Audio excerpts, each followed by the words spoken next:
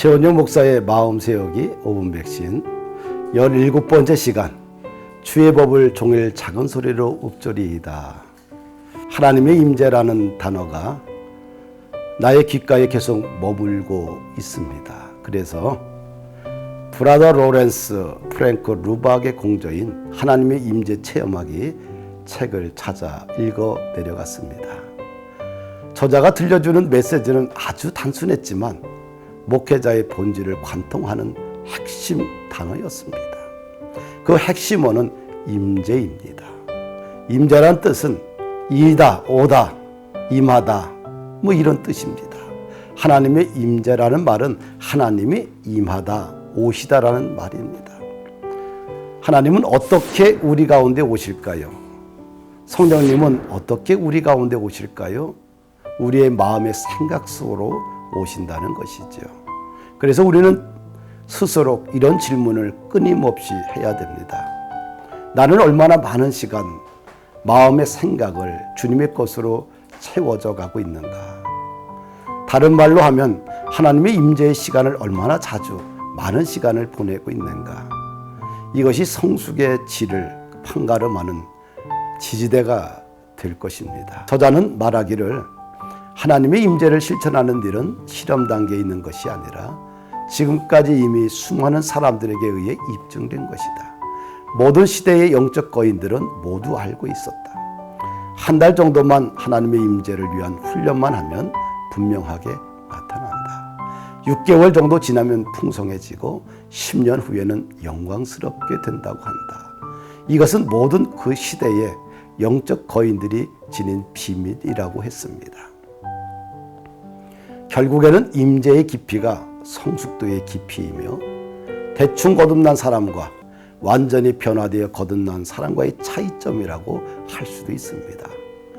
하나님의 임재에 대해서는 모든 그리스도인들이 다 아는 주제입니다. 그러나 거의 모든 그리스도인들이 무시하고 있는 단어입니다.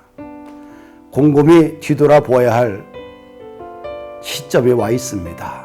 주님을 잃어버리고 살게 되면 은혜와는 거리가 멀게 되고 또 즐겁고 감사하고 영적으로 활력이 넘치는 경험을 하기에는 거의 불가능합니다.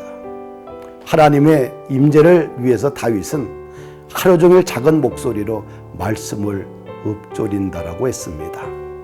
다윗은 하나님과 소중한 만남의 시간을 가졌습니다. 주의 말씀이 어찌 그리 좋은지 하루 종일 작은 소리로 읊조린다고 고백합니다. 읊조린다, 읊조리다 이 단어를 개역 성경은 묵상이라는 단어로 표현하고 있습니다. 묵상이란 함께 한다는 것, 생각이 지배받는다는 뜻입니다. 그래서 읊조린다는 것은 말씀이 내 입에서 떠나지 않는다는 것입니다. 말씀이 내 생각과 마음을 지배하고 있다는 것입니다. 생각과 마음을 지배하는 것이 있다면 우리는 입으로 읊조리게 됩니다. 하나님의 말씀이 너무 좋아서 하루 종일 말씀의 지배를 받으면 어떤 일이 일어날까요? 말씀이 곧 하나님입니다. 말씀이 곧 예수님입니다. 말씀이 곧 성령님입니다. 생각이 말씀의 지배를 받으면 놀라운 영적 사건들이 우리 인생 가운데 폭발적으로 일어나게 됩니다. 오늘 많은 사람들이 말합니다. 그리스도인들이 영적인 힘을 많이 잃어가고 있다는 것입니다. 무엇이 문제일까요? 우리의 문제는 아주 간단합니다. 하나님과 함께하는 시간을 많이 드리지 않기 때문입니다. 다윗은 하루 종일 말씀을 묵상하는데 시간을 드렸습니다.